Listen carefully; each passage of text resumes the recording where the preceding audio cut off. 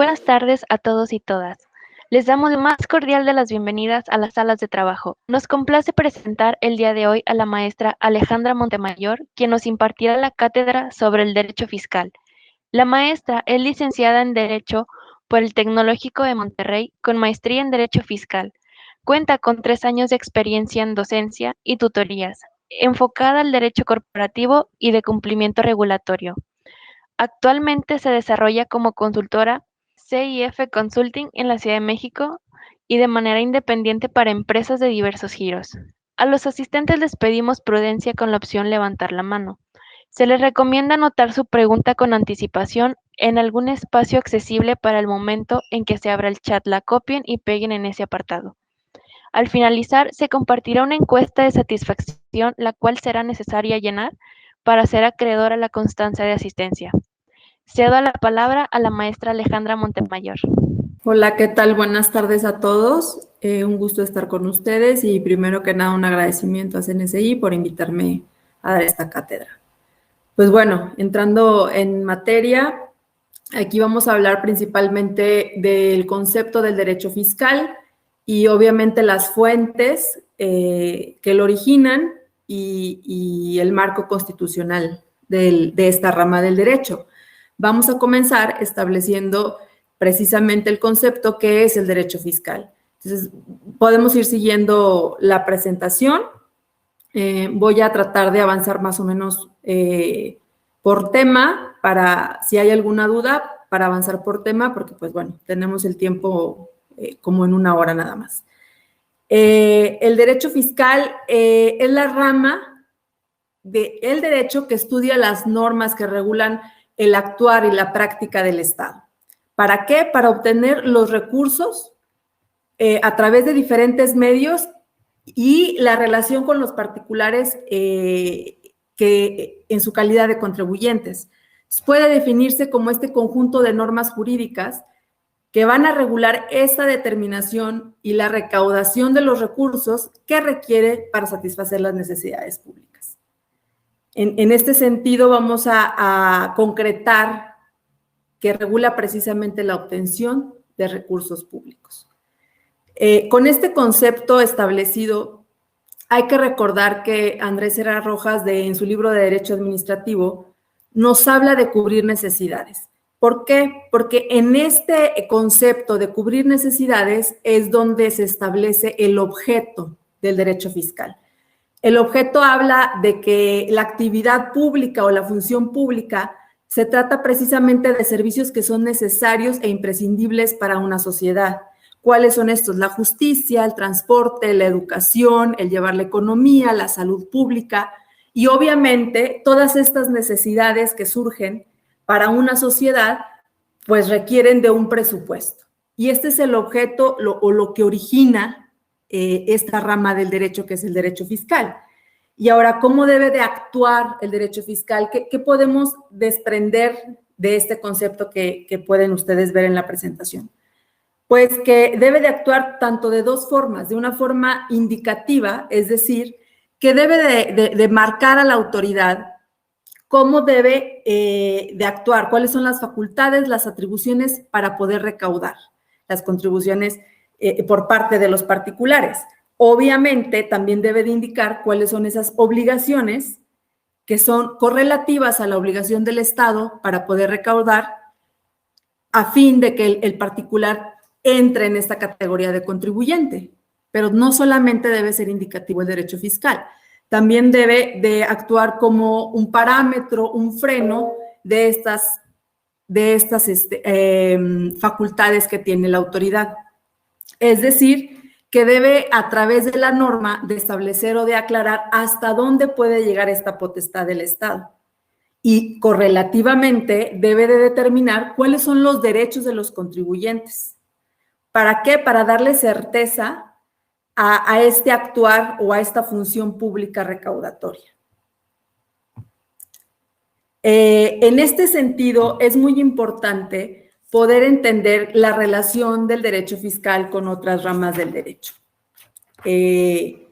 Pues bueno, en principio debemos de diferenciarlo, obviamente, de derecho fiscal, de derecho financiero y de derecho tributario. El derecho fiscal es parte del derecho financiero, ya que el derecho financiero principalmente regula la obtención de los recursos por parte del Estado. Es la disciplina que en un sentido amplio habla del análisis y de la evaluación de la forma en la que el Estado obtiene los recursos económicos para poder integrar este presupuesto que se debe de destinar a cubrir estas necesidades imprescindibles para la sociedad o que se traducen en la función pública, ¿no? Y por su parte, el derecho fiscal habla de las normas y los principios que regulan la actuación del Estado. El derecho fiscal es este conjunto de normas jurídicas que van a recaudar la actividad del fisco, de este ente, de este órgano, que precisamente se enfoca en la recaudación. Por su parte, o a diferencia, podemos hablar del derecho tributario, pues como el conjunto de normas que van a regular la determinación y el pago de las contribuciones. ¿Qué contribuciones se realizan? ¿Qué pago de impuestos deben efectuar tanto personas físicas como personas morales? Y regula precisamente esta actuación de los contribuyentes con relación a la Secretaría de Hacienda y Crédito Público principalmente. Ahora, el derecho fiscal tiene relación con otras ramas del derecho, como por ejemplo el derecho constitucional, el derecho penal, el derecho aduanero, el derecho mercantil. ¿Cómo podemos encontrar la relación del derecho fiscal con el derecho constitucional? Bueno, principalmente o de manera primigenia, que el derecho constitucional hace que nazca la obligación a contribuir al gasto público. Un poquito más adelante vamos a entrar en el marco constitucional, en este punto en específico, de dónde nace esta obligación de contribuir al gasto público. Y obviamente, como un principio de constitucionalidad, donde se determina como norma suprema que se puede determinar una inconstitucionalidad sobre la aplicación de un impuesto específico. Entonces, hay una correlación directa entre el nacimiento del derecho fiscal y el alcance que debe de tener cada una de las leyes en las que se traduce esta regulación entre el Estado y el contribuyente. Por ejemplo, con el derecho penal, podemos encontrar en el Código Penal Federal, pues que se contemplan delitos fiscales como la defraudación fiscal. Existen figuras que violan la obligación a contribuir como la evasión o la elusión fiscal. Entonces, ahí hay una relación directa de esta rama del derecho con el penal, porque obviamente la obligación que marca la Constitución de contribuir al fisco, pues también conlleva estas consecuencias jurídicas cuando no se da el cumplimiento. En cuanto al aduanero, cuando se da la actividad del comercio exterior, hay impuestos que regulan o que están tasadas ciertas actividades relacionadas directamente con el comercio exterior. Y pues bueno, esto es directamente aplicado, por ejemplo, al impuesto sobre la exportación o al impuesto sobre la importación y exportación. En cuanto al derecho mercantil, ¿dónde podemos encontrar esta relación con el derecho fiscal? Pues evidentemente en los actos de comercio que se encuentran gravados. Y obviamente como personas tanto físicas o con físicas con actividad empresarial o personas morales, pues debemos aplicar los impuestos correspondientes. ¿Dónde están los ejemplos concretos? Pues en una compraventa, sabemos que un producto pues causa IVA, si hay un arrendamiento, el arrendador pues debe de traer el impuesto sobre la renta. Si hay una compraventa de un auto, obviamente el impuesto correspondiente al ISAN. Entonces, vemos que el derecho fiscal no es una rama aislada, si bien es parte del derecho público y se desprende del derecho financiero, hay una relación directa con otras ramas donde se materializa la aplicación. No sé si hasta aquí vamos claros. Bueno, concluyo con el tema de cómo se ve concreta esta relación con otras ramas en su marco regulatorio y vemos si hay alguna duda. El marco regulatorio en general del derecho fiscal, como ya lo mencionamos, nace en la Constitución Política de los Estados Unidos Mexicanos. Por este principio de constitucionalidad, ninguna norma puede contravenir o ser violatoria de los preceptos que establece la propia Constitución. También contamos con el Código Fiscal de la Federación y obviamente dependiendo de la materia puede aplicar la ley aduanera, la ley de comercio exterior.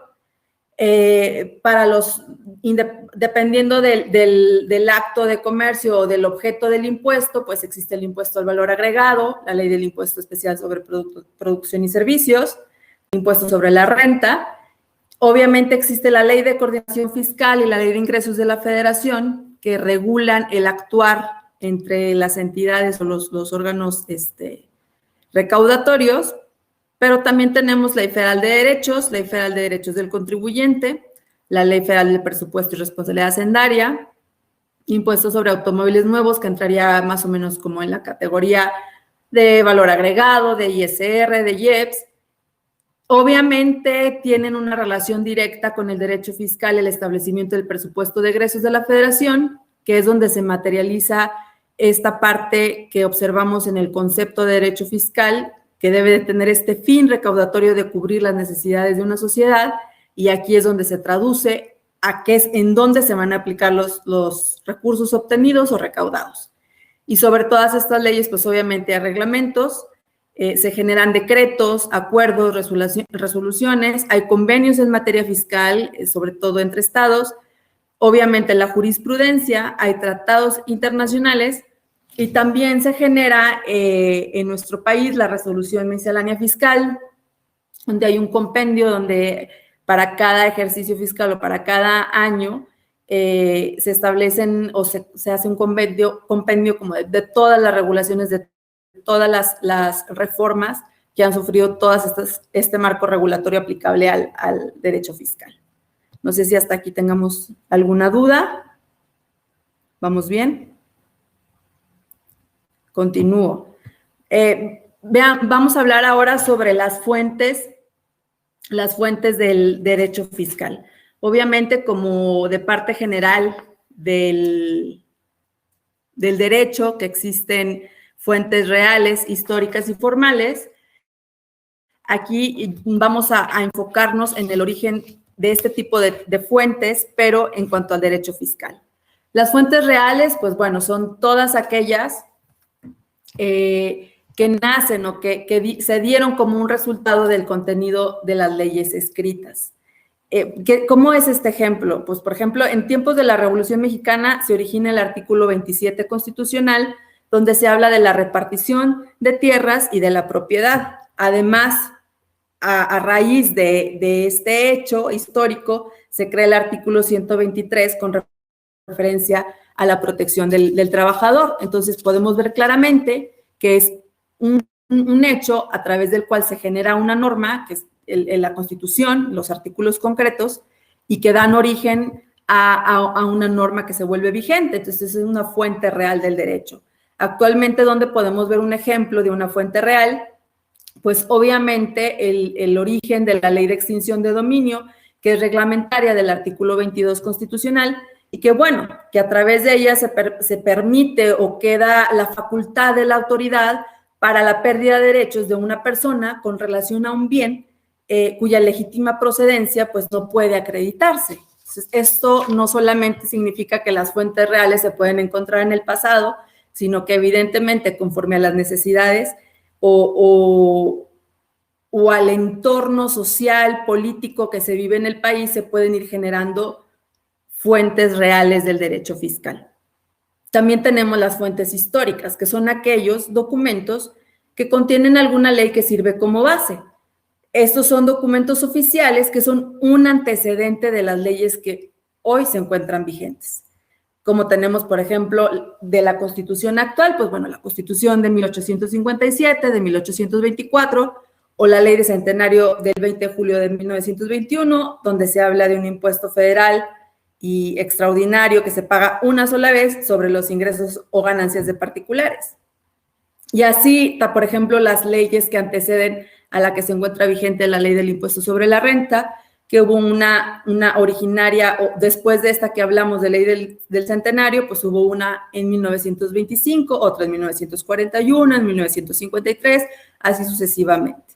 Entonces, es importante diferenciar cuáles son estas fuentes del derecho Y pues bueno, entender que de aquí lo importante o lo que debemos de identificar entre las fuentes formales, con las cuales se rige el actuar tanto de la autoridad, como hablábamos de esta facultad que tiene un objeto de actuar de manera tanto indicativa como de freno, tanto para la autoridad como para el contribuyente, y eso se encuentra contenido en esto. Entonces, ¿cuáles son estas fuentes formales del derecho fiscal?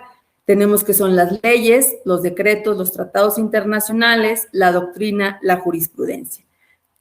¿Cómo las vemos en concreto? En concreto, lo que hablábamos del marco regulatorio, pues primeramente es la Constitución, todo lo que viene el proceso legislativo y su producto, que son las leyes, que ya hablábamos, por ejemplo, la ley del impuesto sobre la renta, el valor agregado, etcétera, los reglamentos administrativos, decretos ley o decretos delegados, la jurisprudencia, obviamente lo que hablamos de los tratados internacionales, la doctrina. Si conocemos o vamos a temas generales de derecho, que también se considera a veces la costumbre como una fuente, es muy importante entender que en el derecho fiscal no se puede considerar la costumbre como una fuente formal del derecho.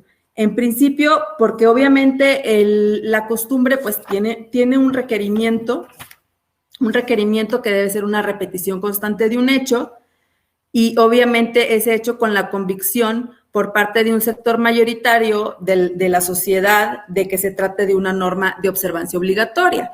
Pero ¿cómo va a ser esto posible en el derecho fiscal? No puede ser porque obviamente la legalidad del derecho fiscal viene en la Constitución, donde establece esta obligación de contribuir, y los impuestos deben de estar totalmente previstos, y las facultades o las potestades de la autoridad para poder actuar con esta función recaudatoria deben estar previamente establecidas.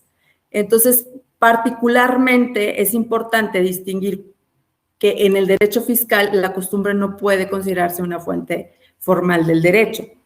Y obviamente, pues esto lo corroboramos también con el texto que encontramos en el Código Fiscal de la Federación, de que las personas físicas y morales están obligadas a contribuir al gasto público conforme a las leyes fiscales respectivas y a las disposiciones que al efecto contiene el propio código. Ahí mismo se corrobora que no puede establecerse una imposición de una contribución simplemente por costumbre. Para mí es lo más relevante ahorita que deben de distinguir sobre el tema de las fuentes del derecho fiscal. Pues bueno, en cuanto ahondando un poco más en cuanto a estas fuentes, pues obviamente la Constitución mexicana, pues ya lo hemos repetido en varias partes de la cátedra, pues es la fuente formal por excelencia, y aquí que se desprende el principio de constitucionalidad, y del cual también se puede desprender que la importancia de la integración y la interpretación del derecho fiscal, pues se rija tanto por el principio de generalidad, de obligatoriedad, que sea una vinculación al gasto público, que obviamente existe el principio de proporcionalidad, equidad y de legalidad. Es decir, no puede ir más allá de la Constitución.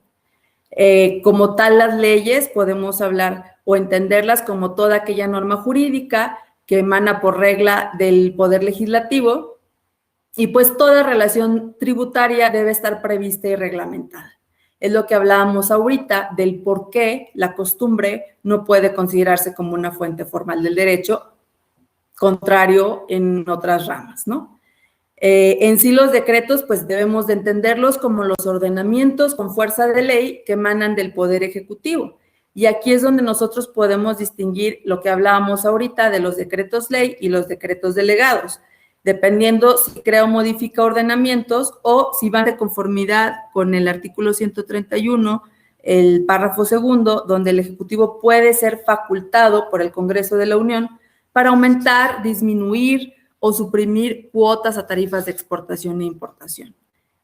En cuanto al tema, pues, de reglamentos, sabemos que existe la facultad para promulgar y ejecutar las leyes que expide el Congreso de la Unión, y pues estos son ordenamientos expedidos por el Poder Ejecutivo y que son complementarios de las leyes que se encuentren vigentes.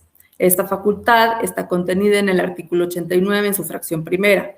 También existen otras fuentes derivadas como la circular administrativa, y bueno, en relación también a otra de las fuentes que hablamos, la jurisprudencia, pues bueno, es importante o es relevante recordar lo que considera García Maínez sobre la jurisprudencia y que la ve como un conjunto de principios y doctrinas contenidas en las decisiones de los tribunales. Es una interpretación que lleva a cabo los tribunales competentes con motivo de la resolución de asuntos sometidos a su jurisdicción.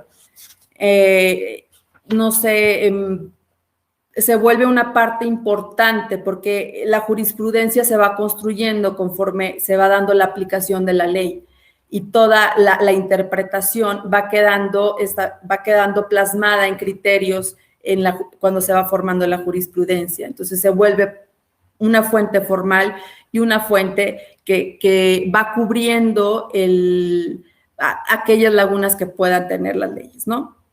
¿Quién puede crear la jurisprudencia? Es importante solamente como recordatorio: la Suprema Corte de Justicia de la Nación, tribunales colegiados de circuito, el Tribunal Federal de Justicia Fiscal y Administrativa y los tribunales administrativos de los estados de la Ciudad de México.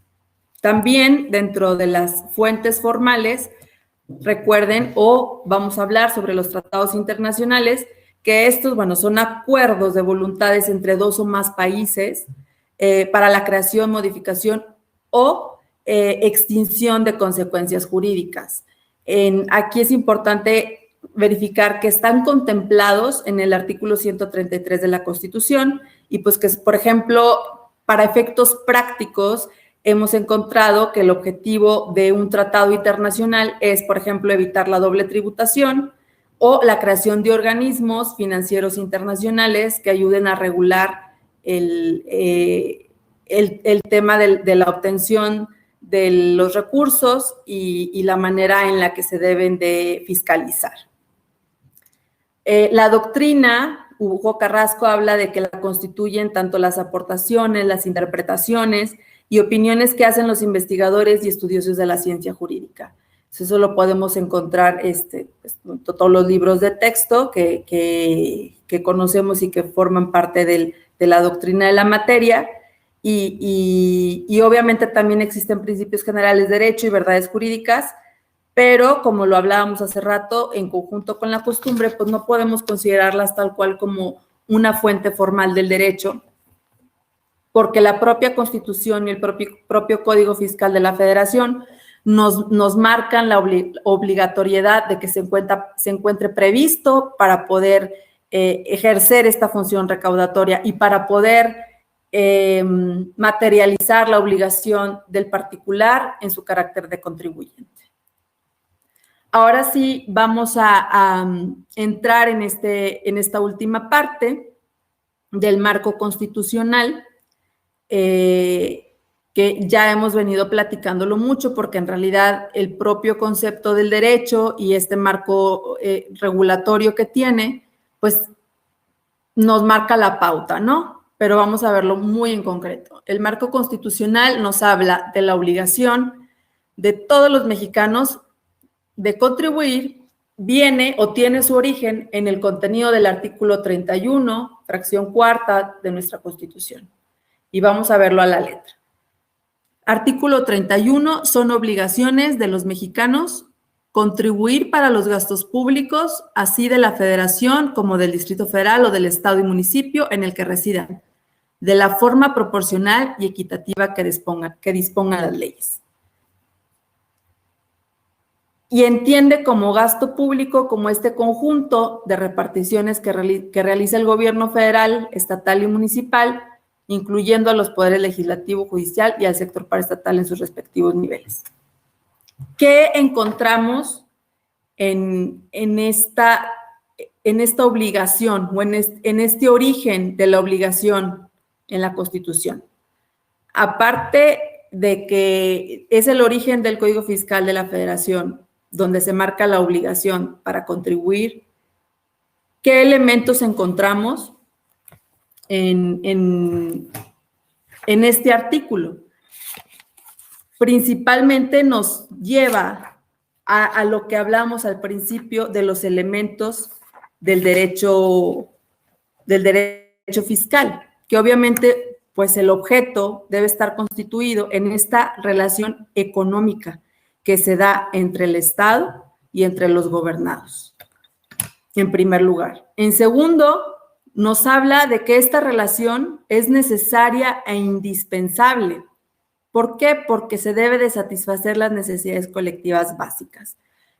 Aquí nos deja muy claro que debe de contribuir al gasto público, es decir, a cubrir esta relación para la satisfacción de esas necesidades colectivas. Y bueno, en consecuencia, dicha relación es un principio de carácter unilateral. ¿Por qué unilateral? Pues porque el Estado es el que exige el cumplimiento de esta contribución y son los particulares quienes se encuentran obligados a ellos.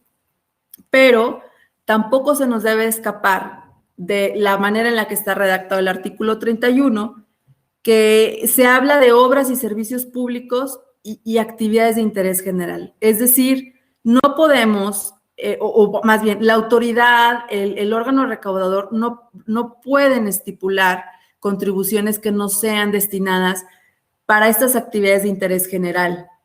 Obviamente, a veces las necesidades de un Estado se pueden ver incrementadas y pueden generarse, por ejemplo, necesidades de fuerzas policíacas, de ejército o de servicios de tipo social. Entonces, puede ir extendiéndose la gama de los rubros que se contemplan en el presupuesto de egresos. Sin embargo, es bien importante considerar que para que estos sean constitucionales, pues se requiere que se cubra un interés general. Y bueno, finalmente, al hablar de esta relación entre el Estado y los gobernados, estamos frente a un carácter eminentemente jurídico. ¿Por qué?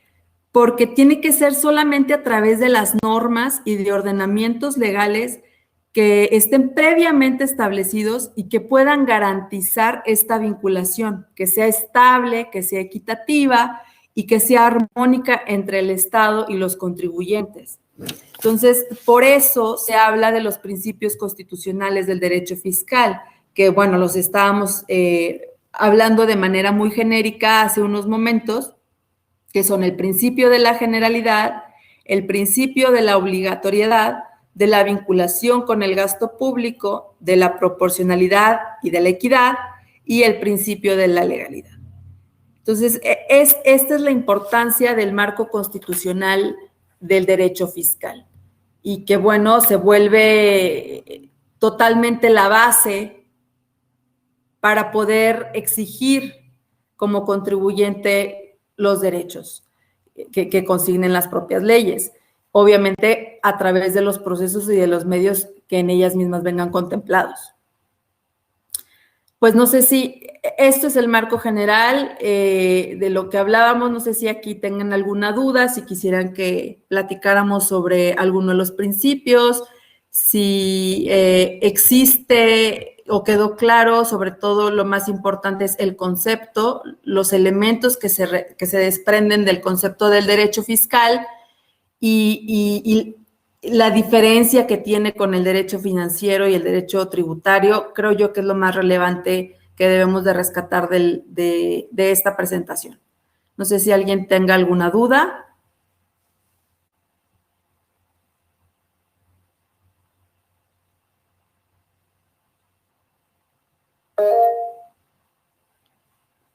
Jesús Vázquez Barrientos. No sé si me puedan apoyar, si puede escribir en el chat su duda o si se puede habilitar su micrófono. Pueden escribir las dudas en el chat. Ah, ok.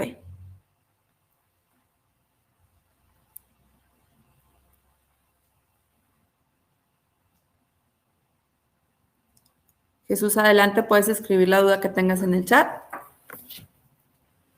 Pues parece que no hay ninguna duda. En realidad el tema es pues meramente doctrina, es la base o el concepto del derecho fiscal y los elementos principales. Creo yo que es de muy fácil comprensión. Ok, ya veo en el chat una de las dudas.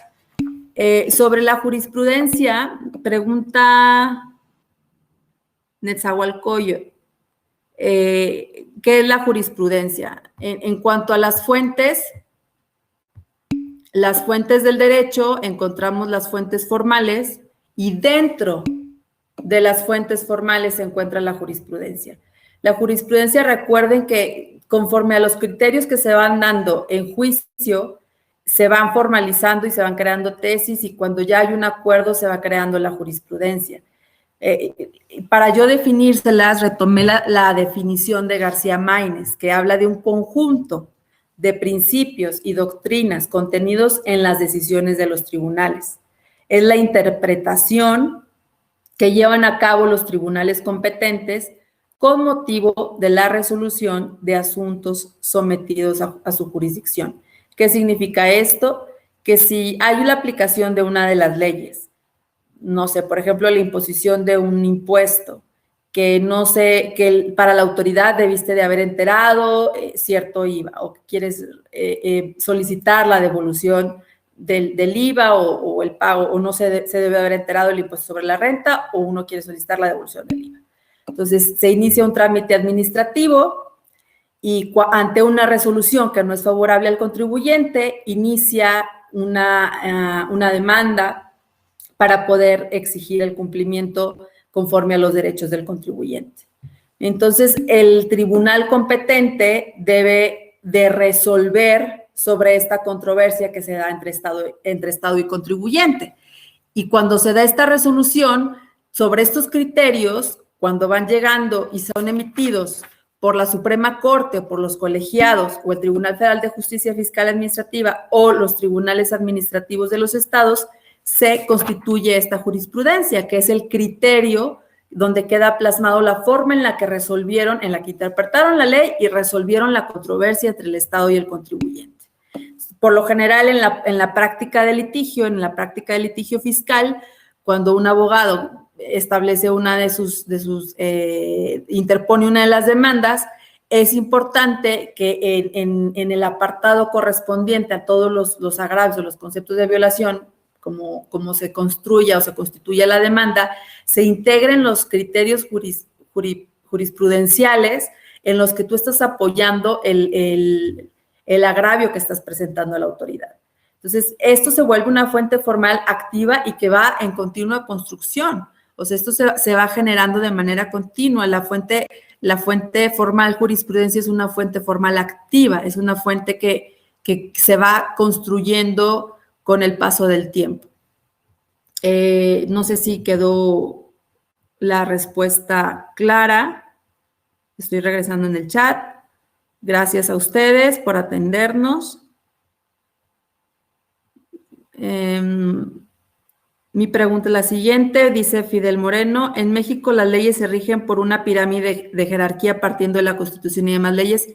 Sí, claro, pues es lo que hablábamos ahorita del principio constitucional, que precisamente la Constitución es el tope de esta pirámide, o como lo quieran ver, si lo entienden mejor de manera invertida, la base en la que ninguna otra ley puede ir más allá de la Constitución. Así se genera, no sé, lo vemos con ejemplos históricamente, a lo mejor con el IETU o el impuesto sobre depósitos en efectivo, en donde pues evidentemente había violaciones a los derechos de los contribuyentes, se declaran inconstitucionales y pues actualmente no son impuestos que se encuentren vigentes. Entonces, en este caso, en México sí se debe de legislar siempre sin ir más allá de la Constitución. Por supuesto que entra a la par los tratados internacionales y en esta pirámide van actuando de manera decreciente, pues los decretos, la jurisprudencia y obviamente de manera como de soporte la doctrina, ¿no? Y es en esta pirámide, a diferencia de lo que hablábamos, que era muy importante, o para mí lo que es distintivo del derecho fiscal, en contraposición con las otras ramas del derecho, es que no podemos hablar de que la costumbre o los principios generales puedan aplicarse de la misma forma. ¿Por qué? Porque la propia Constitución y el propio Código Fiscal de la Federación establecen que deben de estar previamente establecidos. Y parte desde el objeto del derecho fiscal en el que deben de estar contemplados para darle esta seguridad y esta certeza jurídica a esta vinculación entre Estado contribuyente. Imagínense que si no existiera esta pirámide y que no existiera esta obligación de tener contemplados de manera previa tanto las potestades del órgano recaudador como los derechos del contribuyente, pues bueno, mañana podría ocurrírsele a la autoridad decir, ¿sabes qué? Un impuesto nuevo, no sé, o sea, pues bueno, como pasó con los depósitos en efectivo o por la compraventa de, no sé, si ahorita no causa IVA a alimentos, medicinas, bueno, ahora sí lo va a hacer, pero que de repente se empezaran a exigir o a establecer créditos fiscales a los contribuyentes por conceptos que no venían previamente establecidos en la ley del impuesto al valor agregado. Es decir, oye, autoridad, estás violando mis derechos porque tú me estás diciendo que no pagué, que hay conceptos no cubiertos del impuesto al valor agregado por relaciones comerciales o por la compraventa de productos que estaban exentos. Ah, bueno, no, es que ahora ya no van a estar exentos. No, bueno, eso tiene que estar previamente establecido en una ley y está mi derecho a que yo me entere y que obviamente entra la vacatio legis, donde se debe estar publicado en el Diario Oficial de la Federación y entra un periodo de aplicación de la ley. Por eso es muy importante tanto el objeto del derecho fiscal y esta relación con esta pirámide de jerarquía de la que nos habla Fidel Moreno. Nos dice Virginia, yo quiero estudiar Derecho y la verdad este tema es muy interesante. Pues anímate, la verdad yo me siento orgullosa de la profesión, no es fácil, eso es cierto, y el derecho fiscal tiene un gran reto que requiere una actualización continua, porque pues con cada ciclo, con cada ejercicio, las reformas y las modificaciones que se dan a las leyes pues van haciendo que el contribuyente tenga una carga cada vez mayor. Y obviamente de la contraparte, la autoridad cada vez requiere de una infraestructura y de recursos más grandes para poderle dar batalla a el montón de obligaciones de carácter fiscal y administrativo que tiene el contribuyente. Pero sí es un reto y es una materia muy, muy interesante. Hola, maestra, ¿qué es el principio mínimo vital en el derecho fiscal? ¿Y hay algún monto? Principio mínimo vital. No recuerdo bien la denominación de principio mínimo vital, pero me lo llevo de tarea y si me dejas tu correo o donde te pueda dar respuesta. Sin embargo, el derecho fiscal tiene su origen desde que se dio el sedentarismo, perdón. El sedentarismo. Entonces, cuando se van creando estas comunidades, obviamente en la antigüedad, pues se da ya saben que funcionaban desde la antigüedad como por patriarcados y existía esta obligación de llevar un registro de los ingresos y egresos del señor con quienes vivían con él, que era esposa, hijos, esclavos, ¿no? Entonces, el origen que tiene el derecho fiscal tiene que ver que en función de tus ingresos, el porcentaje que debes de aportar o con el cual debes de contribuir. No recuerdo bien si tenga relación con este concepto del que me hablas mínimo vital, pero me lo llevo de tarea y si me regalas tu correo para poderte entregar la respuesta a fondo, te lo agradecería mucho. Pero siento yo que tengo o sea, me hace mucho sentido el que hable del que obviamente cuando estés dado de alta como contribuyente, pues debes de contribuir, hay algún ingreso que debe de existir. Entonces, sobre tus ingresos es que se va a ir tasando el porcentaje de tu contribución. Claro está que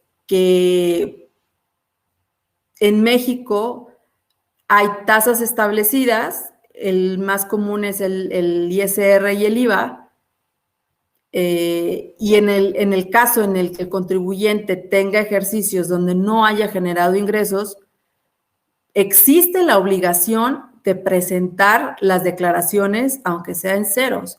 Entonces, no hay un monto mínimo que el contribuyente deba de aportar si no generó ingresos, pero sí existe esta obligación mínima de cumplir con las obligaciones en tu carácter de contribuyente, de tener actualizado tanto tu domicilio fiscal, de tener actualizadas las actividades por las cuales estás generando ingresos y de cumplir con las obligaciones de la presentación de las declaraciones tanto mensuales como de las declaraciones anuales.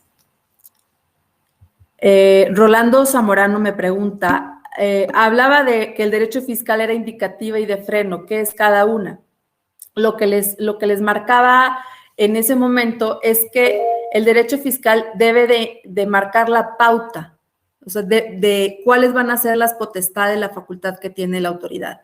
La autoridad no puede tener una facultad de recaudación si no está previamente establecida en una ley. La Secretaría de Hacienda y Crédito Público está facultada, tiene su ley, su reglamento, y bajo ese ordenamiento es que va a actuar. Igual, bajo el Código Fiscal de la Federación, bajo la Constitución Política de los Estados Unidos de México, existe la obligación de todas personas físicas y morales que cumplan con los objetos de las leyes de la materia a contribuir al gasto público. Eso habla de que tiene este carácter indicativo. ¿Y a qué se refiere con el freno? De la misma manera en la que se estipulan estas potestades, debe de estipular un límite en la actuación.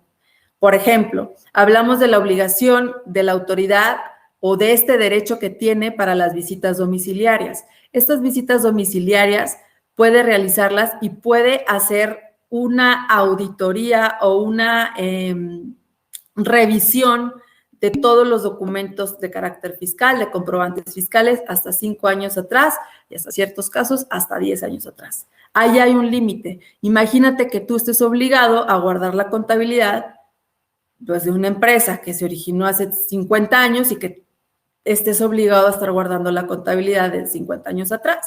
Entonces, las facultades de las autoridades están limitadas a los 10 años. De la misma manera, es un freno también para poder establecer que no se establezcan abusos hacia el contribuyente. Entonces, el contribuyente debe de decir, oye, yo puedo contribuir, pero puedo contribuir en conformidad a mis ingresos. Debo contribuir con impuestos que estén declarados constitucionales.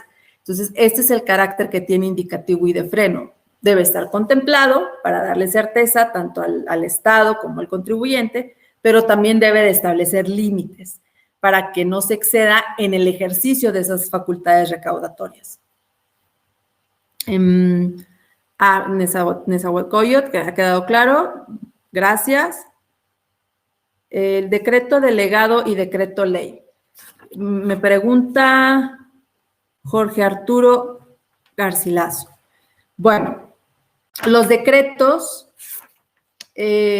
como platicábamos, son estos ordenamientos que tienen esta fuerza de ley y emanan del Poder Ejecutivo.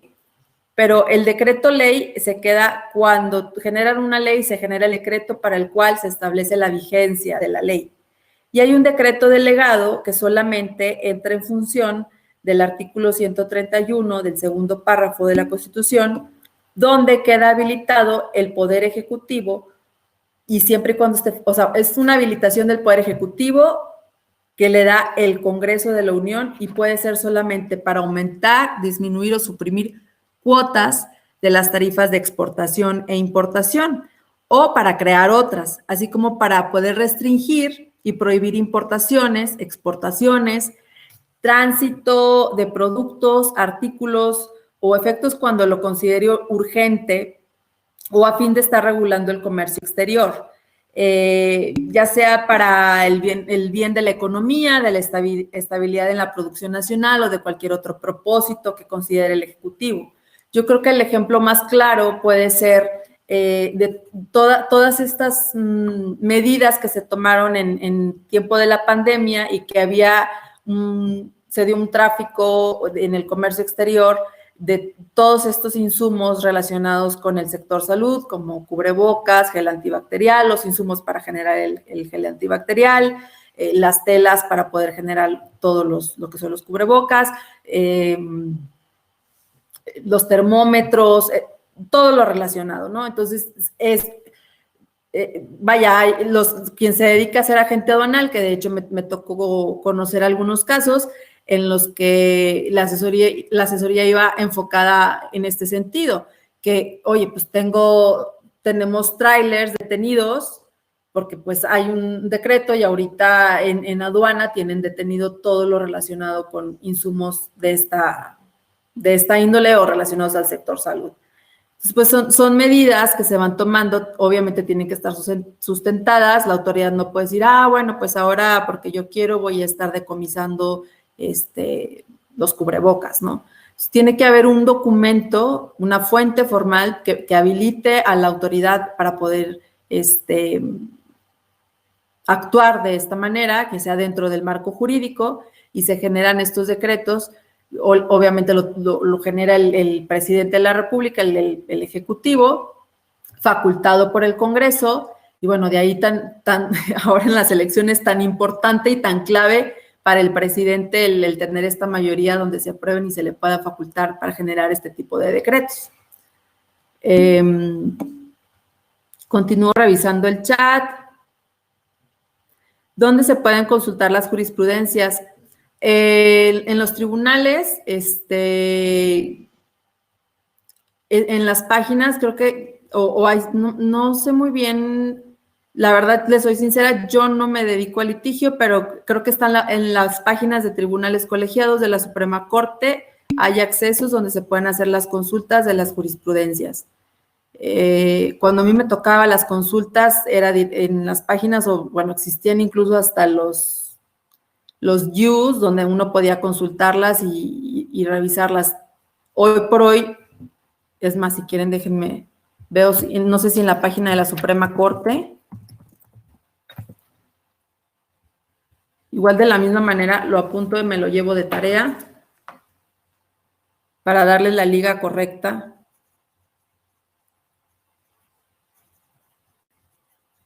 Donde pueden consultar la jurisprudencia. Y es muy importante cuando se dedican al litigio, independientemente de la materia, pero pues ahorita que estamos hablando del derecho fiscal, cuando se dedican al litigio es muy importante sustentar con jurisprudencia cada uno de los agravios o de los conceptos que ustedes estén manifestando. Me llevo de tarea para Fabián Yalil Godoy.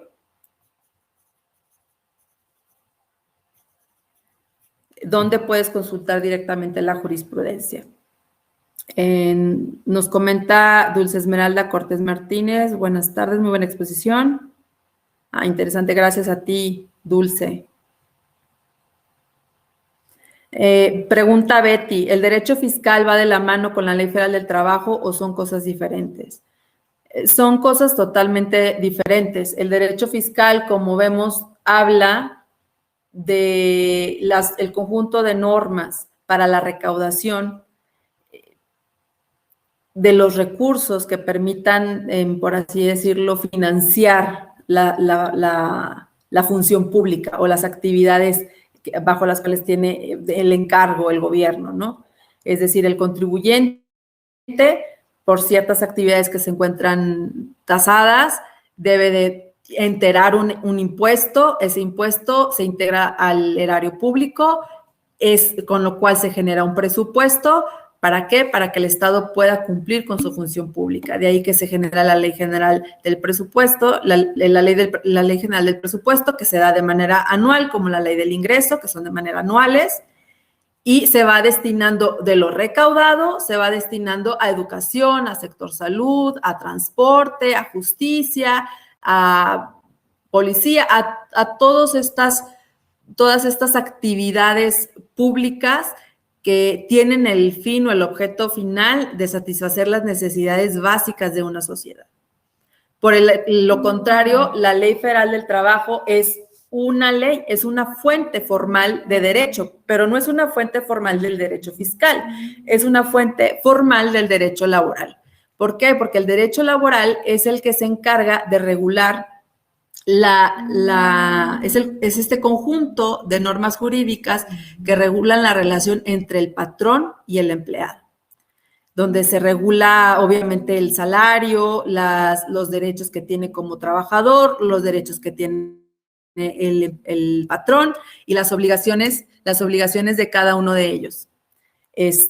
No tienen en sí no depende una de la otra. Sin embargo, también hay una relación del derecho fiscal con el derecho laboral. O sea, estamos hablando en amplio sentido, no específicamente con la Ley Federal del Trabajo. Esto es porque todo trabajador tiene derecho a que se le cumplan a que se cubran las cuotas obrero-patronales y se cubran sus necesidades que establece la Ley Federal del Trabajo. Y estas cuotas obrero-patronales se enteran al IMSS, al Infonavit o al ISSSTE, dependiendo del esquema en el que esté contratado el trabajador. Y el patrón tiene la obligación de enterarlas y son obligaciones que se vuelven o la falta de pueden transformarse en créditos fiscales. Hay una correlación, no es directa, pero sería entre el derecho fiscal y el derecho laboral, no directamente entre el derecho fiscal y la Ley Federal del Trabajo. Sí son cosas diferentes. Fidel, gracias por la respuesta. Manuel González Basilio pregunta cómo puede consultar los tratados internacionales que intervienen en el derecho fiscal. En la página de la Secretaría de Gobierno, en la página de la Secretaría de Hacienda y Crédito Público, si no recuerdo mal, en Internet, simplemente tratados internacionales en los que México es parte y te va a dar una página, es importante entrar a una página oficial, pero es muy fácil ingresar y tú puedes ver todo el desglose de tratados en los que México ha sido parte y cuál es el objetivo de cada uno de estos tratados. En realidad es sencillo de consultar y por lo general la mayoría de los tratados internacionales en los que México ha participado pues tienen el fin de evitar la doble tributación o, por ejemplo, de que se creen estos organismos financieros internacionales.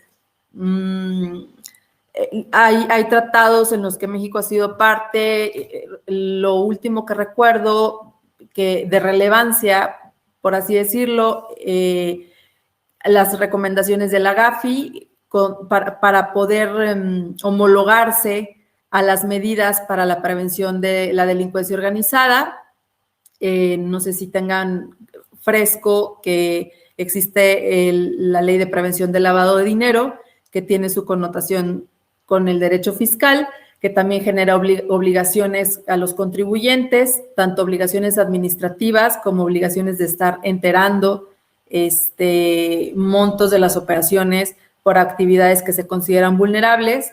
Y ahí es muy importante o prácticamente básico la actuación del Estado en el cómo establecer los órganos de la UIF, de la Unidad de Inteligencia Financiera, que depende de la Secretaría de Hacienda y Crédito Público, el marcar de las obligaciones y de las estrategias para la detección de actividades vulnerables y pues bueno, no tiene un carácter en sí recaudatorio, pero sí de fiscalización y sí puede existir que se generen créditos fiscales a través del incumplimiento de esta ley, porque obliga a estar presentando avisos mes con mes de las actividades vulnerables que se realicen de conformidad con lo que establece la ley de la materia, y obviamente el incumplimiento puede generar que se finquen créditos fiscales. Y no solo eso, es fuerte o hay quien piensa que es excesiva la ley porque también puede lograr que se pierda en permisos o que pueda incluso quedarse fuera de operaciones cualquier negocio por el monto de las multas que se generan por estos incumplimientos. Avanzo. Gracias, maestra. Creo que acá viene otra pregunta. De Pedro. Me parece que el derecho mínimo vital o mínimo existencial surge de la idea de otorgar una vida digna a los individuos a fin de que hagan frente a sus necesidades más elementales. Pues te agradezco mucho, Pedro. Sí, pues tendría que ver más bien con la aplicación del presupuesto y las medidas bajo las cuales asignan ese presupuesto a los diferentes rubros para cubrir las necesidades básicas de la sociedad, porque si hablamos de una vida digna de los individuos con base a lo recaudado, pues hablamos de salud, de educación, de vivienda digna, y bueno, pues sinceramente, si hablamos de salud, creo que la situación actual, cualquiera que desafortunadamente tenga que hacer uso de los servicios de salud públicos o que incluso nada más prenda las noticias, se puede dar cuenta que incluso ha habido hasta bloqueos en el aeropuerto de la Ciudad de México por la falta de medicamentos. Entonces, creo yo que estamos como país lejos de cubrir ese derecho mínimo vital. Y si hablamos también, por ejemplo, de vivienda digna, de cubrir con la canasta básica de un trabajador, pues los salarios mínimos, pues también, o sea, hay mucho que desear, deja mucho que desear, y es algo que se debería de reevaluar en nuestro país. Desafortunadamente, se requiere de que las nuevas generaciones no solamente se preparen de manera en la doctrina o que tengan estudios, títulos, sino también que salgan a la vida profesional con un fuerte sentido de justicia, de ética, de honestidad, porque pues si observamos la forma en la que viven los funcionarios públicos, pues deja mucho que pensar el hecho de que se recaudan una cantidad de impuestos impresionante y a veces ni carreteras, ni transporte, ni salud, ni las escuelas públicas, pues cuentan con este mínimo vital. Pues para mí este tema creo que es más que nada reflexión y pues los invitaría precisamente a eso, a reflexionar sobre este mínimo existencial del ser humano. ¿Ustedes cuál considerarían que es un monto mínimo para poder tener o poder garantizar a los individuos una vida digna? ¿Cuál sería el presupuesto idóneo para poder garantizar unas instalaciones del servicio de salud dignas, decentes, y que existiera el suministro de medicamentos, el suministro de equipo necesario para que los médicos no expusieran sus vidas al brindar el servicio? ¿Cuál sería el presupuesto que se debe de asignar para poder garantizar que los niños tengan escuelas públicas dignas con todo el material necesario para poder aprender y garantizar una buena absorción de los conocimientos? Y sinceramente para mí estos dos rubros resultan de gran prioridad. Sin embargo, para el gobierno actual es prioridad un tren, es prioridad un aeropuerto que no parece aeropuerto, que parece una bodega, y hay más temas, la seguridad, el transporte. ¿Qué ha pasado con la línea 12 en la Ciudad de México? ¿Dónde está la aplicación de los impuestos recaudados? ¿Dónde está ese mantenimiento? Entonces, es importante que como ciudadanos reconozcamos que nuestras contribuciones deben destinarse precisamente a cubrir estas necesidades de la sociedad y que como contribuyentes tenemos el derecho de exigir resultados. Si les soy sincera, para mí es absurdo y no sé si suceda en otros estados de la República. En la Ciudad de México a mí me parece increíble que exista un segundo piso trunco. Y trunco aquí se acaba y te puedes caer al vacío de lo más alto. Ah, pues no lo terminaron. Maestra Alejandra, disculpe Sí, que ya. la interrumpa. Sí, por Sí. cuestiones de tiempo, las dudas que sigan cortando se responderán en pequeñas cápsulas. Ok. Le agradecemos mucho por su exposición, la felicitamos por su gran experiencia, esperamos contar nuevamente con su colaboración en este y más proyectos de la Universidad Virtual. Y Ajá. les recordamos a todos que las conferencias estarán disponibles en próximos días en el canal del Congreso Virtual a través de YouTube y les pedimos que por favor contesten la encuesta de satisfacción para registrar su asistencia y ser acreedores a la constancia. Por nuestra parte sería todo y muchas gracias a los asistentes y a usted, maestra. Gracias.